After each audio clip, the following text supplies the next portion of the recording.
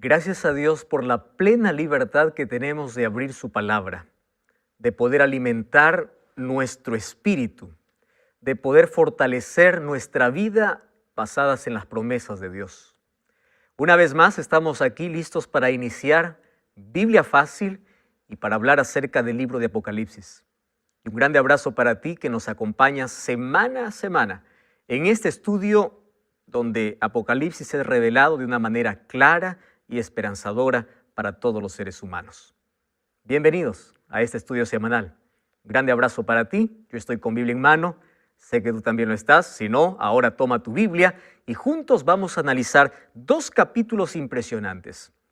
El título de hoy es El Cordero y los 7 sellos.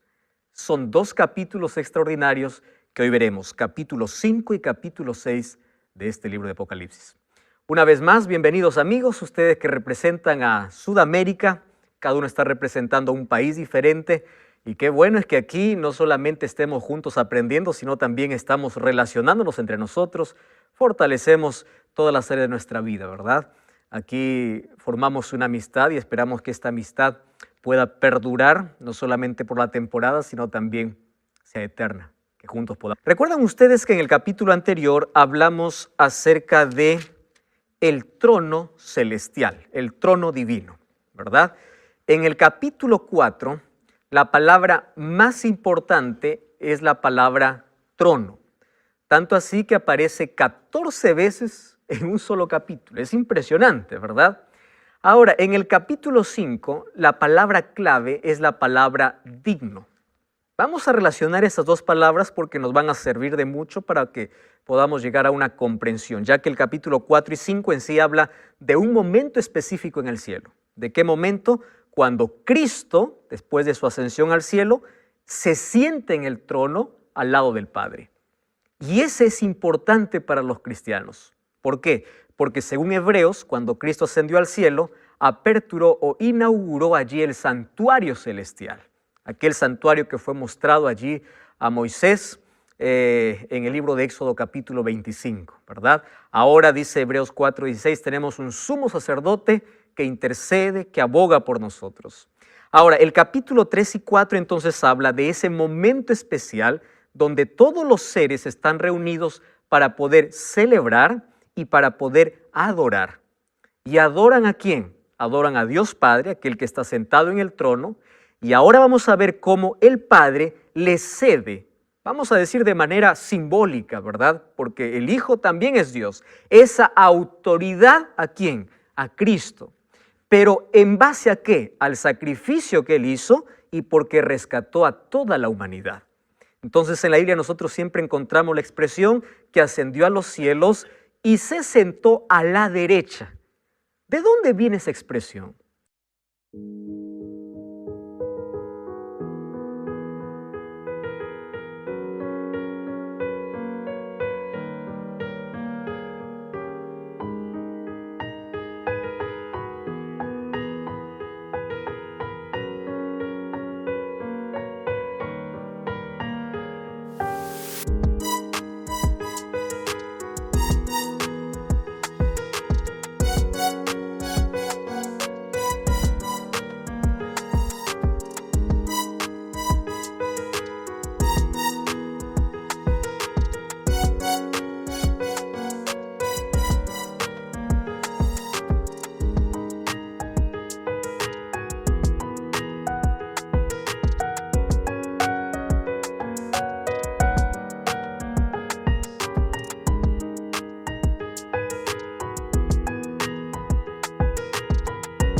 Eso vamos a ver hoy.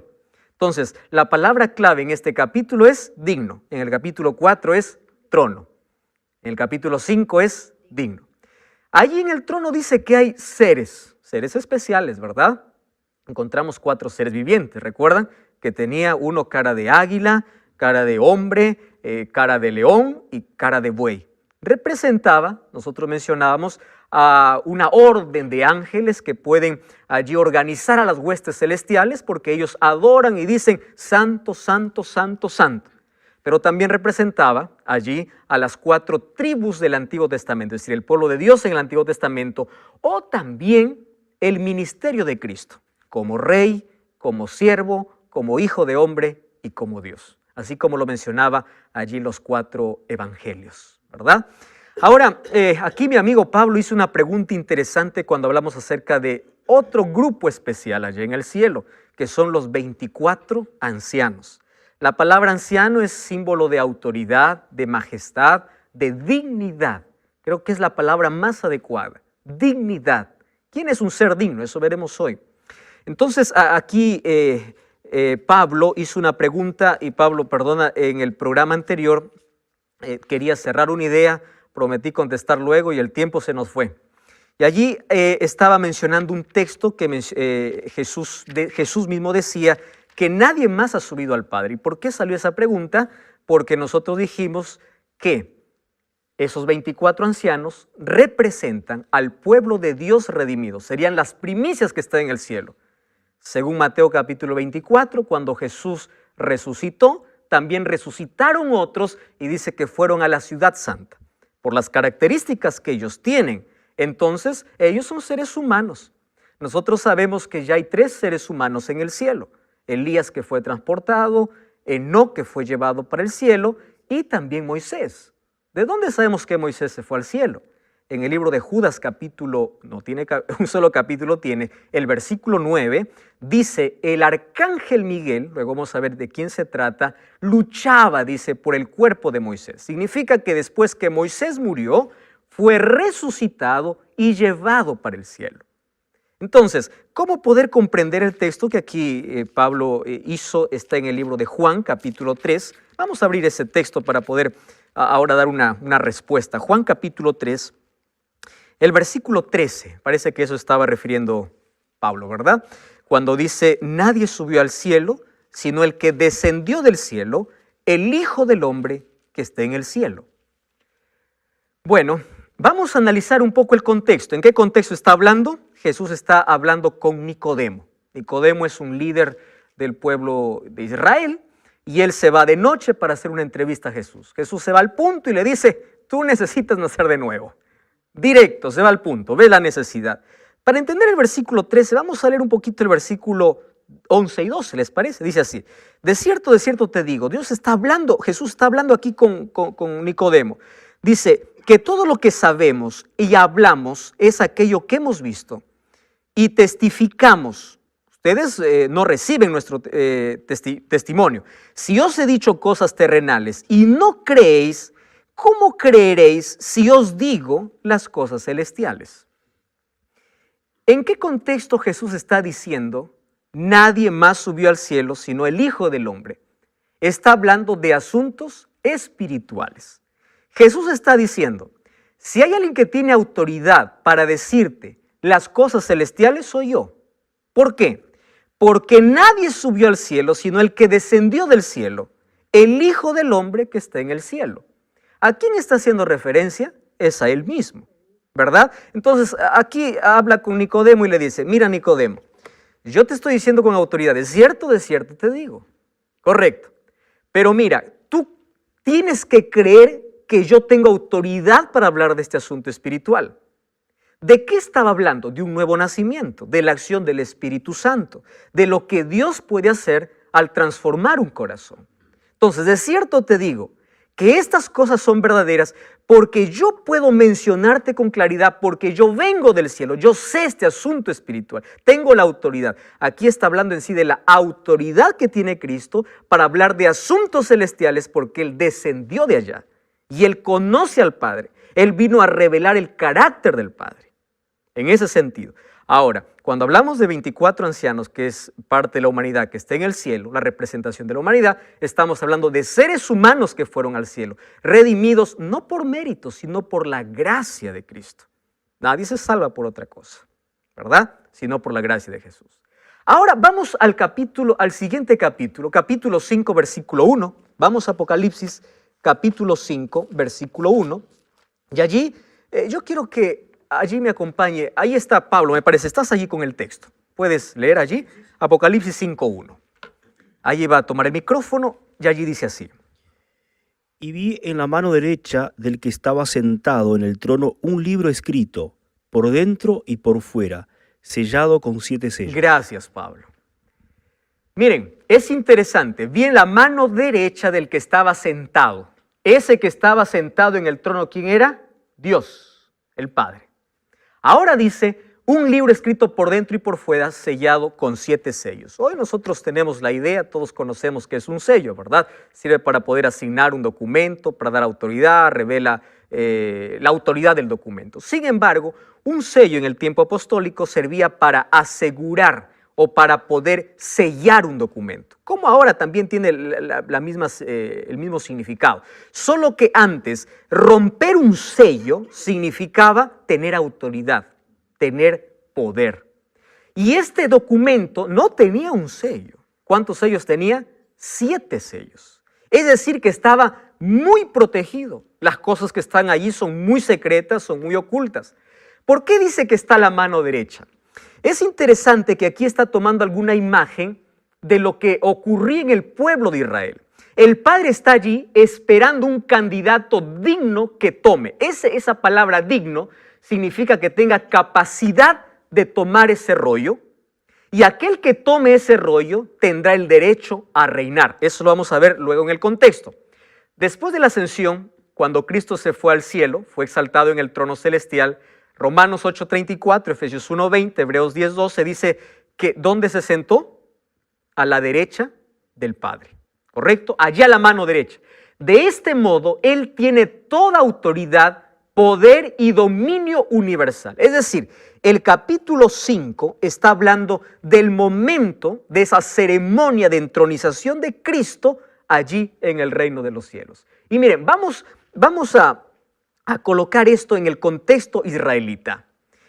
Cuando un rey era asignado o iba a sentarse en el trono en el pueblo de Israel, el rey, antes de poder recibir la corona real o junto a la corona real, recibía un rollo, ¿correcto? Y ese rollo se llamaba el rollo del pacto o de testimonio o el rollo de la ley. Es decir, un rey gobernaba cuando 3 cosas acontecían. Número 1, recibía la corona. Número 2, recibía el rollo. Y número 3, se sentaba en el trono. Cuando el rey recibía la corona, recibía el rollo y se sentaba, allí el pueblo celebraba, porque recién desde ese momento él tiene autoridad. El rollo y la corona y el hecho de sentarse le daba autoridad. Ahora, ¿qué es impresionante? Cómo esta imagen se usa para poder decir cómo es que Cristo llegó a compartir esa autoridad con el Padre. ¿En qué sentido? Entonces, el rollo del pacto era un símbolo de instalación en el trono.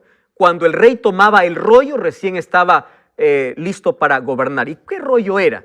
En sí, el rollo que tomaba el rey era el libro de Deuteronomio, era el libro de la ley. Eso le daba capacidad para gobernar con equilibrio y para gobernar en el nombre de Dios, ¿correcto? Ahora, estaba sellado con 7 sellos. Recuerden que 7 significa plenitud, significa integridad, significa perfección.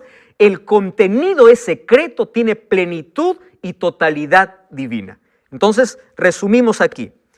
Aquí está el Padre, en su mano derecha tiene un rollo. Ese rollo significa, necesito uno que sea digno, ¿correcto? Quien es digno, ¿qué cosa va a recibir? La corona y este rollo. Porque basado en lo que ocurría en el Antiguo Testamento, también ocurrió en el cielo. Recibir la corona, el rollo y sentarse en el trono significaba el derecho a gobernar. Vamos a seguir leyendo. Miren, vamos al capítulo 5, versículo 2. ¿Podemos leer? ¿Puedes leer, por favor, Karina? 5:2. ¿Qué cosa dice? Presten atención aquí el texto. Y vi a un ángel fuerte que pregonaba a gran voz: ¿quién es digno de abrir el libro y desatar sus sellos? ¡Wow! ¡Qué impresionante! ¿Qué cosa estaba esperando? Que venga alguien. Solo que ese alguien tenía una sola característica. ¿Qué cosa era? Digno. Digno. Esa palabra es tan interesante. Digno. Digno era la calificación distintiva que hacía que un candidato fuera adecuado para un cargo honroso. Digno estaba basado en los logros y hazañas con éxito en la guerra. Es decir, digno era la capacidad principal de un rey. ¿Quién es digno? Ahí un ángel dice, ¿quién es digno? Pregunta, ¿quién es digno? Nancy, ¿puedes leer por favor el versículo 3? Toma el micrófono allí. 5:3. ¿Qué cosa dice? Y ninguno, ni en el cielo, ni en la tierra, ni debajo de la tierra, podía abrir el libro, ni aún mirarlo. Wow, el 4 también, por favor. Y le oraba yo mucho, porque no se había hallado y ninguno digno de abrir el libro, ni de leerlo, ni de mirarlo. Wow. Viene alguien y pregunta, ¿alguien es digno? ¿Y qué cosa dice? Nadie. Ni en el cielo ni en la tierra. Todos empezaron a mirar, ¿quién es digno? Ahora, no solamente era para tomar el libro, ni siquiera podían mirarlo. Qué interesante. Ahora fíjense, versículo 3 y versículo 4 dice lloraba. ¿Por qué era tan interesante desatar ese libro? Porque allí estaba el contenido de ¿qué? De la historia de la humanidad. Lo que tenía ese rollo significa la historia de este mundo, de este planeta, el desenlace histórico. Era necesario que ese libro o ese rollo pueda ser abierto para que pueda ser revelada la historia de la humanidad, pero nadie era digno. Versículo 4 o el versículo 5, a ver, Gabriel, ¿puedes leer el versículo 5, por favor? Toma el micrófono aquí. Versículo 5. 5:5. Y uno de los ancianos me dijo, no llores, he aquí que el león de la tribu de Judá, la raíz de David, ha vencido para abrir el libro y desatar sus 7 sellos. ¡Wow! ¡Qué interesante! Entonces Juan estaba llorando, le dice, no llores, hay uno que sí es digno. Y aquí aparece un título para Cristo. ¿Qué título aparece? León. El león de la tribu de Judá, la raíz de David, ha vencido para abrir el libro y desatar sus sellos. Vamos al versículo 6, mire, vamos a leer juntos. Dice así, miré y ve que en medio del trono y de los 4 seres vivientes y en medio de los ancianos estaba de pie un cordero. A ver, vamos un momento acá. Yo escuché primero, dice, ¿qué cosa escuchó? El león va a abrir. Entonces, cuando yo volteé, dice Juan, no miré un león. ¿Qué cosa vi? Un cordero. ¿A quién está representando el león y el cordero? A Cristo, pero en diferentes momentos. ¿Por qué es que primero ve un león y luego él ve un cordero? Miren, el león significa lo que él hizo, lo que él venció, y cordero significa cómo venció. Como un cordero fue llevado al matadero. La manera como él se humilló para salvar a la humanidad. Es decir, el hecho de la realización, la acción de cómo él llegó a ser león, primero fue un cordero. Como cordero venció, o como cordero fue sacrificado, y como león venció. Ahora, es impresionante aquí que ese ser digno es de recibir no solamente el rollo, sino también es digno de ¿qué? De recibir la honra, la gloria y el poder. Mira el versículo 9. Y cantaba un cántico nuevo diciendo, digno eres de tomar el libro, de abrir sus sellos, porque fuiste inmolado, con tu sangre nos has redimido, de toda linaje nos has hecho un reino de sacerdotes y reinaremos sobre la tierra. Versículo 12, ¿qué cosa dice? El cordero que fue inmolado es digno de tomar el poder, la riqueza, la sabiduría y la fortaleza. No solo es digno de tomar el rollo, sino es digno de poder, de fortaleza, de riqueza. La palabra cordero aparece 28 veces, y les dije allí en el libro de Apocalipsis, ¿verdad? Solo que el cordero aparece en diferentes momentos. Ahora fíjense, aparece el cordero como pastor. Impresionante, un cordero como pastor, el cordero como novio, el cordero como luz, el cordero como redentor, el cordero como Dios, como rey y como juez. ¿Ese cordero quién es? Es Cristo. Él es el ser digno. Él es el cordero de Dios. Cuando Juan vio a Jesús allí acercarse al río Jordán para ser bautizado, ¿qué cosa dijo? Este es el cordero de Dios que quita el pecado del mundo. Este es el cordero de Dios. Ahora, en el capítulo 4, recuerdan que el Cordero era adorado por ser el creador. En el capítulo 5 es adorado por ser el redentor. Ahora entonces, dice, además, miren, versículo 6, dice, estaba de pie un cordero, ¿qué cosa tenía? 7 cuernos y 7 ojos, los cuales son los 7 espíritus de Dios enviados por toda la tierra. Él vino y tomó el libro. Algunos se han confundido, ¿qué significa 7 cuernos? La palabra cuerno en Apocalipsis significa poder, ¿correcto? ¿Qué significa 7? Plenitud. Cuando está hablando entonces de 7 cuernos, está hablando del poder divino. Y cuando habla de 7 ojos, de la capacidad que tiene para juzgar y para reinar. Haciendo más sencillo este asunto, 7 cuernos significa su omnipotencia, la plenitud de su poder. Y 7 ojos significa su omnisciencia, que todo lo ve y todo lo sabe. Haciendo referencia ¿a quién? A Cristo. Entonces aquí está haciendo referencia cuando Cristo allí se sentó en el trono del Padre. Y allí dice que los 7 espíritus fueron enviados a la tierra. ¿Saben qué cosa dice Juan 7:39? Que el espíritu no había venido todavía a la tierra porque Cristo todavía no había sido glorificado.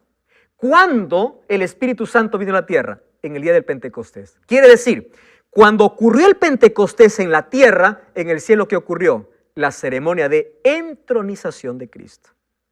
Recibió en su mano el poder, la gloria, el dominio, la adoración, y desde allí la humanidad está bajo su control junto con el Padre. Porque Él recibió ese poder después de haber redimido a la humanidad. Ahora, fíjense, allí entonces comienza a abrir los sellos. Y ahí nosotros encontramos 7 sellos. Vamos al primero, ¿sí? Vamos entonces al capítulo 6. Vamos al capítulo 6. Walter, ¿estás listo para leer? Apocalipsis capítulo 6, versículo 1. ¿Puedes leer allí? Toma el micrófono, por favor. 6:1. Vi cuando el Cordero abrió uno de los sellos y oí a uno de los 4 seres vivientes decir con voz de trueno, ven y mira. Versículo 2 también puede leer, por favor. Y miré, y he aquí un caballo blanco, y el que lo montaba tenía un arco, y le fue dada una corona, y salió venciendo, y para vencer. Ustedes saben que aquí está tomando una figura que Juan conocía perfectamente. Cuando el emperador o el gobernador romano venía, o el general romano venía venciendo, ¿saben cómo venía? En símbolo de victoria, montado en un caballo blanco. Usando la imagen que Juan conocía, aquí le muestra a través de estas imágenes la historia de la humanidad. Y fíjense lo que sucede. Dice que aparece alguien montado en caballo blanco, así como el general romano. Viene venciendo y para vencer. ¿Venciendo qué cosa? En la cruz. Para vencer, para continuar conquistando corazones para el reino de los cielos. La palabra blanco encontramos mucho en Apocalipsis. ¿Recuerdan los cabellos de Jesús cómo eran? Blancos. Las vestiduras cómo eran? Blancas. ¿Qué más encontramos como blanco? Una piedrecita blanca. Blanco es sinónimo de pureza. Entonces aquí está hablando en paralelo a las 7 iglesias. ¿Recuerdan ustedes el primer ciclo de las 7 iglesias? Las 7 iglesias serían la base para construir todas las otras bases o todos los otros círculos de 7. Las 7 iglesias también representan periodos en la historia. Los 7 sellos van a representar periodos que acompañan a las 7 iglesias, con una diferencia. Escuchen aquí la diferencia. Las 7 iglesias muestra lo que ocurre dentro de la iglesia, el problema interno. ¿Cuál es el problema interno? Yo te conozco, yo sé dónde moras, yo sé cuál es tu necesidad. El problema interno. Y los 7 sellos muestran lo externo, lo que sucede alrededor, en el contexto político y social, lo que envuelve a la iglesia. Entonces, ¿a qué representa este periodo blanco? Al primer periodo de la iglesia, una iglesia pura. ¿Cómo era la iglesia de Éfeso? Una iglesia que no toleraba las falsas doctrinas, una iglesia que conservaba la verdad, una iglesia victoriosa. Es decir, en el primer siglo habían como 6 millones de cristianos. Era una iglesia que se caracterizaba por la pureza y la fidelidad. una iglesia victoriosa. Miren, es impresionante lo que dice este libro. Sin dinero ellos derrotaban el poderío de las riquezas a su alrededor. Sin escuelas confundían a los letrados y rabinos. Sin poder político y social se mostraron más fuertes que el Sanedrín. No teniendo un sacerdocio, desafiaban a los sacerdotes en el templo sin tener un soldado. Eran más poderosos que las legiones romanas. Fue así que ellos clavaron la cruz por encima del águila romana. Por el poder que ellos recibieron del Espíritu Santo. Un pueblo que salió venciendo y para vencer demuestra lo que ocurrió en el primer periodo de esa iglesia. Una iglesia pura, una iglesia blanca. Luego viene un segundo periodo. Miren lo que dice Apocalipsis capítulo 6, versículo 4. Y salió otro caballo. Este caballo es interesante, ¿verdad? ¿Qué color es este caballo? Bermejo. Otras versiones dice rojo o rojizo. El que montaba le fue dado poder para quitar la paz. ¿Y qué más? Y hacía que unos a otros se mataran. Y se le dio una espada grande.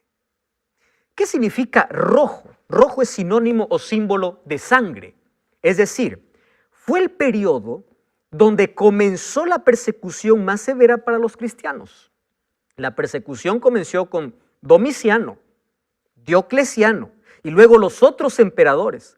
Ahora los cristianos eran tan hostigados que ellos daban su sangre y su vida por el testimonio que ellos creían. Encontramos a uno de los discípulos o compañeros de Juan, incluso Policarpo, a los 80 años muriendo, ¿verdad? ¿Por qué? Por causa de su fe y de su testimonio. Hablaba acerca de una iglesia perseguida. En el contexto social había guerras, había oposición, había discordia, había discusión, había conflictos. La iglesia cristiana perdió todos sus derechos legales, les quitaban todo, eran abusados y eran perseguidos. De ese periodo está hablando que este caballo rojo, que es símbolo de guerra y de muerte, empezó a perseguir a los cristianos. Ustedes recuerdan que a la segunda iglesia de Esmirna se le dijo que tendría 10 días de prueba y sé fiel hasta la muerte y yo te daré la corona de vida. ¿De qué estaba hablando? Si nosotros aplicamos el término para profecía de día por año, según Números 14:34, allí nosotros vamos a encontrar que representa 10 años. Y si vamos a revisar la historia, 10 años de persecución tuvieron los cristianos del primer siglo, contando desde el año 303 hasta el año 313. ¿Qué cosa ocurrió el año 313? Eso lo veremos después de esta breve pausa. No cambies el canal, estamos de regreso. Eso es Biblia Fácil. Y quiero compartir contigo un lindo regalo que es la guía de estudio del libro de Apocalipsis. 18 lecciones que puedes obtener, que pueden llegar a tu hogar totalmente gratis. Y probablemente te preguntas, ¿por dónde? Vimos cómo el primer sello, el primer sello que se abre, se trata de un caballo color blanco que representaba la pureza del Evangelio. Cómo la iglesia empezó a vivir en el primer siglo de una manera tan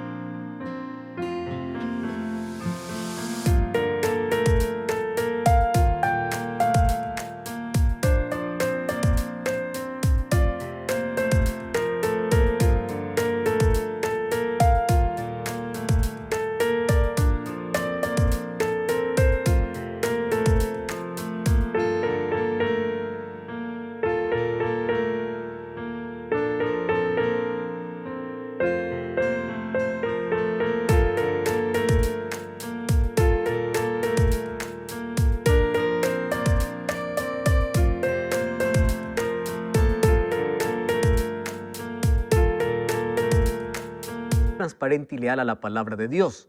Sin embargo, una iglesia pura también es una iglesia perseguida, porque tiene oposición de parte del enemigo. Tanto así que por querer desaparecer la verdad, empezó a perseguir cristianos.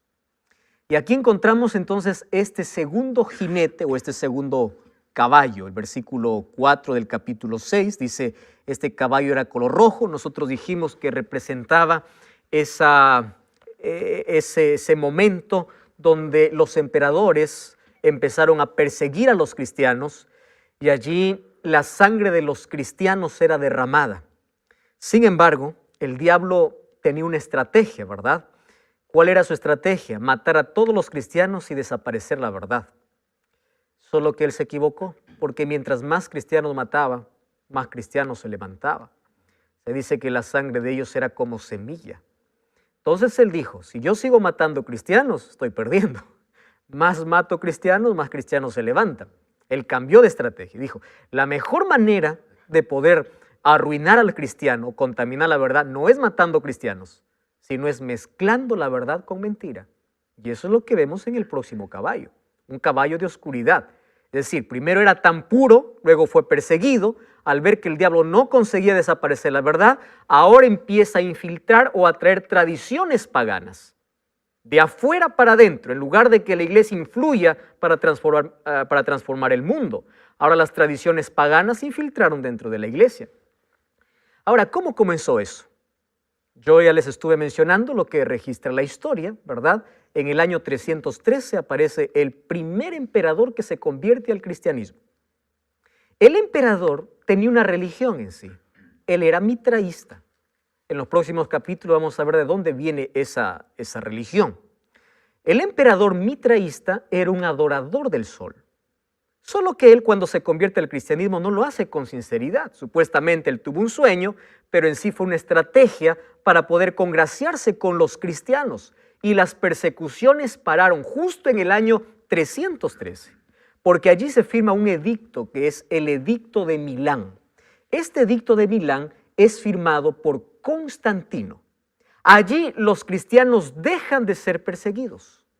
Y cuando dejan de ser perseguidos, ahora se invierte el asunto. En lugar de perseguir a los cristianos tomaron el poder. Y aquí hubo una alianza y una unión entre religión y política, ¿verdad? Religión y Estado. Estado, religión. Ahora esto fue un peligro. No solo un peligro, fue la destrucción del cristianismo. Entonces allí nosotros vemos el tercer caballo. Vamos al versículo 5, capítulo 6, versículo 5. Dice, cuando se abrió el tercer sello, oí el tercer viviente que decía, ven y ve. Miré un caballo negro, el que lo montaba tenía una balanza en la mano. Y oí una voz que decía, 2 libras de trigo por 1 denario, 6 libras de cebada por 1 denario, pero no dañes el aceite ni el vino. Vamos a comprender este asunto. 1 denario era el sueldo o era el jornal de un trabajador que ganaba en un día. Con 1 denario se podía sostener medianamente a una familia de 2 o 3 personas, no más. Es decir, una persona tenía que trabajar un día entero para 1 denario. Ahora, fíjense en la expresión.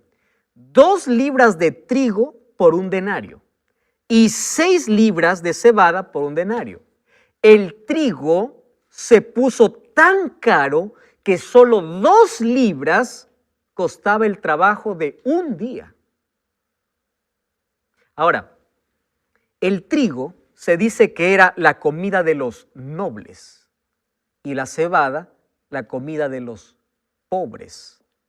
¿Qué significa esto? Que cuando aparece este sello, ¿qué cosa sucede? La verdadera palabra de Dios escasea y se vuelve tan cara. Cara en el sentido de ¿qué? Que la palabra de Dios es escondida y no todos tienen acceso a la palabra de Dios. La palabra de Dios es oculta y aquellos que tienen el trigo tienen que pagar muy caro. Pagan sufrimiento. Tienen que pagar persecución. En cambio, la cebada está en abundancia. La cebada es parecido al trigo, pero no es trigo. ¿Qué cosa sería la cebada? Las tradiciones que empiezan a meterse en la iglesia. Entonces, en lugar de trigo, ¿qué comía la gente? Tradiciones. Cebada. La gente empezó a escuchar solo lo que el líder dice, sin importar lo que la Biblia decía, porque el trigo fue oculto. Ahora, la orden es, no dañes al aceite. ¿A qué representa el aceite y el vino? Al Espíritu Santo. Porque el Espíritu Santo aún está actuando. Ahora, cuando dice que está allí con una balanza, significa que los hijos de Dios están siendo pesados de acuerdo a su fidelidad a la Biblia o fidelidad a ¿quién? a Roma imperial, al emperador. Ahora, ¿qué cosa sucedió en este tercer sello? En este tercer sello la fe se corrompió. Empieza el gobierno del obispo romano. Empieza a haber un hambre y una miseria espiritual. Y las dogmas y tradiciones empiezan a sustituir la verdad. La iglesia pura del primer siglo, después de ser perseguida, ahora ¿qué cosa acontece? Empieza a ser oscurecida. ¿Por qué? Por las tradiciones que se colocan por encima de la palabra de Dios. Históricamente está comprobado que después que la iglesia fue perseguida y se alió al Estado, empezó a corromper la verdad. ¿Qué verdad? Por ejemplo, miren, en el año 313 aparece el Edicto de Milán dando fin a las persecuciones a los cristianos. Pero miren lo que sucede. El 7 de marzo del año 321, el emperador Constantino da un decreto para adorar el día domingo. Constantino, él era mitraísta. De paso, domingo en latín tiene un nombre especial, es Domini, ¿verdad? Que sería el día del emperador. ¿Por qué el día del emperador? Porque el emperador acostumbraba a adorar al sol. Los mitraístas adoraban al sol desde ya hace muchos siglos anteriores. Entonces, el 7 de marzo del año 321, esto está en los registros históricos, ¿verdad? Constantino, el emperador que se convirtió falsamente al cristianismo, empieza a introducir un día de adoración que no es bíblico, porque el trigo está escondido y ¿qué cosa sale a relucir? La cebada. Ahora, eso sucedió en el año 321. En el año 364, algunos años después, en el Concilio de la Odisea, la guarda del domingo no solamente se convierte en no solamente es una ley civil, sino se convierte en una ley eclesiástica. Interesante. Primero fue como una ley civil cuando dio Constantino y dijo que todos, pobres y ricos, grandes y pequeños, cierren sus negocios el día domingo. Luego esa ley civil se convirtió en una ley eclesiástica que afectó esto al mundo cristiano. Y luego nosotros vamos a ver el desarrollo de toda esta historia. En el año 370 comienza el culto o la adoración a los muertos. Ustedes se dan cuenta, ninguna de estas cosas tiene base bíblica, pero estamos viviendo en este periodo de oscuridad. En el año 400 comienza la oración por los santos o la oración por los muertos. En el año 530 aparece el dogma del purgatorio. Es decir, durante todo este periodo de oscuridad, tradiciones se infiltraron y empezaron a corromper la pureza. Aquello que en el momento fue blanco y puro y tenía una base bíblica, ahora empieza a tener, ¿qué cosa? Dogmas y tradiciones que vienen del paganismo a infiltrarse dentro del cristianismo. Y yo solamente por señalar algunas, porque hay muchas otras más allí. Ahora aparece el cuarto sello. Fíjense el versículo 8 del capítulo 6. Dice, miré y vi un caballo blanco, o un caballo amarillo, un caballo amarillento, un caballo pálido. El que lo montaba tenía por nombre muerte. ¿Cuál es la consecuencia del hambre? Palidez, ¿verdad? Anemia. Y por causa de la anemia, ¿qué cosa hay? Muerte. Dice así, y el que lo montaba tenía por nombre muerte, y el Hades le seguía. ¿Qué cosa es Hades? Sepulcro, sepultura. Y le fue dada potestad sobre la cuarta parte de la tierra para matar con espada, con hambre, con mortandad y con las fieras de la tierra. Wow. La escasez se tornó ¿en qué? En una hambruna completa. Y por causa del hambre, la gente empezó a morir. No está hablando aquí de una muerte física, está hablando de una muerte espiritual. Ya no tienen el alimento verdadero. Ahora, termino esto y voy a la pregunta que tiene Pablo. Miren, cuando la degradación de la fe empieza a corromper la iglesia, totalmente se degrada la fe, comienzan ahora las persecuciones de una manera curiosa. Antes, ¿quiénes perseguían? Los emperadores a los cristianos. Ahora, los cristianos empiezan a perseguir a otros cristianos. ¿A qué tipo de cristianos? aquellos que no obedecían al emperador empiezan a ser perseguidos. Ustedes recuerdan allí en todo el libro de historia que nosotros hemos leído, la Edad Oscura o la Edad Media, que proféticamente, la Biblia ya lo mencionaba siglos, años atrás, diciendo que serían 1260 años. Los 12 siglos que hoy en los libros de historia están registrados ya estaba profetizado en la Biblia. Época de oscuridad completa. 1260 años el pueblo de Dios fue perseguido. Es decir, aquellos que estaban en el trono se consideraban pueblo de Dios. ¿Pero con qué? Con una corrupción de fe. Y aquellos que no obedecían empezaban a perseguir a aquellos que querían ser fieles y leales a la palabra de Dios. Entonces el cuarto sello, la palidez es consecuencia del hambre y esto trae una muerte espiritual. Miren, en el año 998, continúa aquí con la muerte espiritual. Miren las tradiciones que ingresan. Se instituye el Día de los Muertos. 1184, se instituye la Santa Inquisición. Las páginas de la historia están manchadas de sangre de cristianos que no obedecieron la voz del obispo o del papa. En el año de 1190 se empieza a vender indulgencias, el perdón empieza a ser vendido. 1216 se instituye la confesión auricular. Yo tengo que confesarme ante el sacerdote para recibir el perdón. 1229 se prohíbe abiertamente el estudio de la Biblia y la tradición es colocada por encima de la Biblia. Es decir, una muerte espiritual total. La muerte le seguía. Ahora viene el quinto sello, ¿tá? Miren, vamos al quinto sello. Vamos al capítulo 6, versículo 9. Cuando abrió el quinto sello, vi debajo del altar las almas de los que habían muerto por causa de la palabra de Dios y del testimonio que tenían y clamaban a gran voz diciendo: ¿hasta cuándo, Señor santo y verdadero, vas a tardar en juzgar y vengar nuestra sangre? Miren, hay algunos que allí han traducido, no han traducido. Al leer la palabra alma, piensan que es algo que salió del cuerpo y empieza a clamar. Recordemos que cuando habla acerca del altar, está haciendo referencia a lo que ocurría en el sistema de sacrificios del Antiguo Testamento. Apocalipsis está basado en gran parte en el Antiguo Testamento. En el santuario existían dos altares. Era el altar de sacrificio, que estaba en el atrio, y el altar de incienso, que estaba en el lugar santo. No en el lugar santísimo, en el lugar santo. En el atrio, cuando el pecador venía o cuando se ofrecía la ofrenda de sacrificio, ¿dónde se colocaba la sangre? Al pie del altar.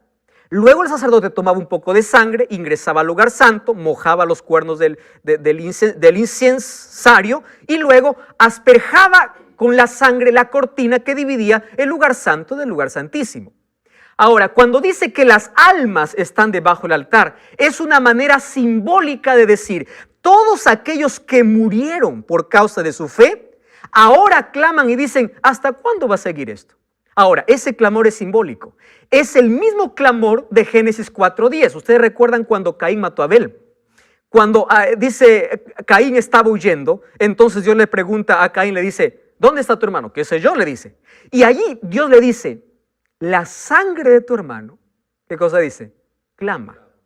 ¿Es que Abel estaba clamando? No. Era la manera simbólica de decir: yo estoy viendo todo y yo sé todo lo que has hecho. Ahora la sangre de los santos dice: Señor, ¿cuándo va a parar esto? ¿Hasta cuándo va a suceder esto? Y ellos no están pidiendo venganza, ellos están pidiendo justicia. Fíjense una cosa, ellos están diciendo: dame protección de mi adversario.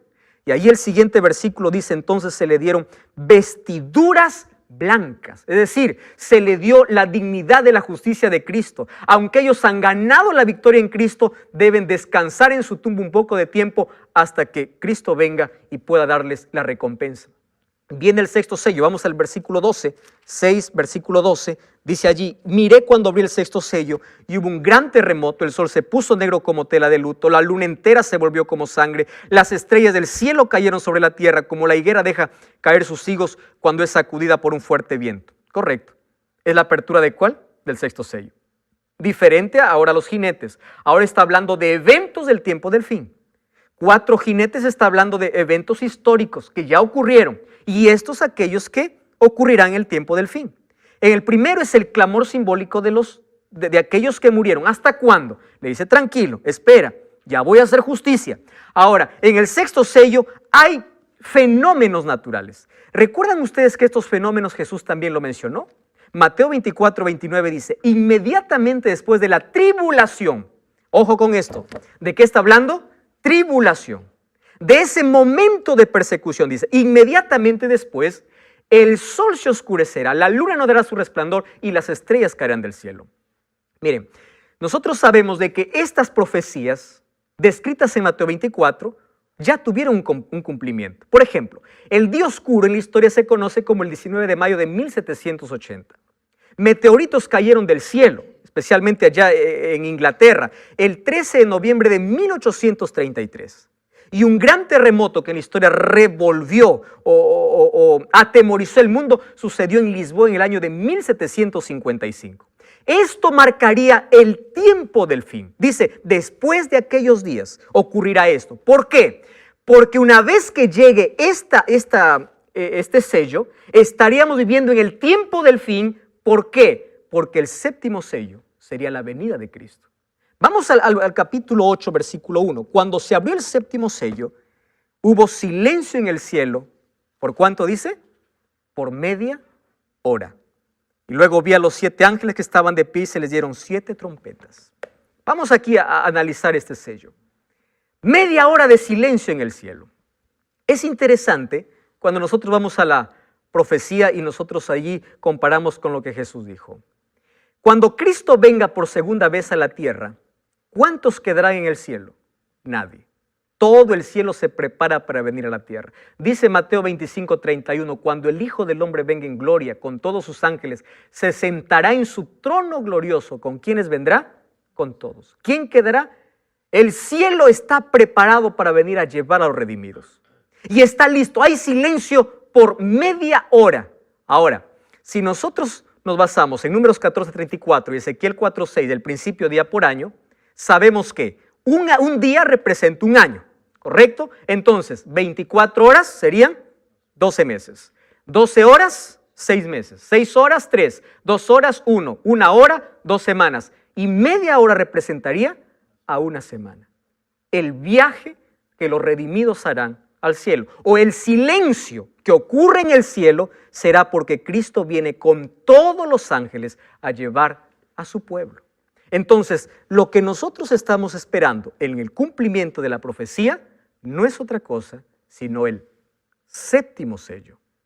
Cuando ese séptimo sello se abra, Cristo habrá venido. Ahora, nosotros vamos a ver en el siguiente capítulo que el sexto sello tiene una relación estrecha con ese momento cuando Cristo está regresando. Pero eso veremos en el próximo capítulo. En la historia revisamos de que las profecías mencionadas allí a través de los sellos han sido cumplidos históricamente, mas estamos a la espera de uno, y es el último. Hoy estamos viviendo ese tiempo del fin, y en ese tiempo del fin nosotros tenemos que tomar decisiones acertadas. La decisión que tú y yo debemos tomar es la que tomaron los apóstoles, aquella iglesia pura o aquellos fieles que se mantuvieron de parte de la verdad a través de todos los siglos. ¿Tú formas parte de ese remanente? Voy a invitar a Andrés que venga para cantar. Mientras él canta, empieza a revisar tus creencias, empieza a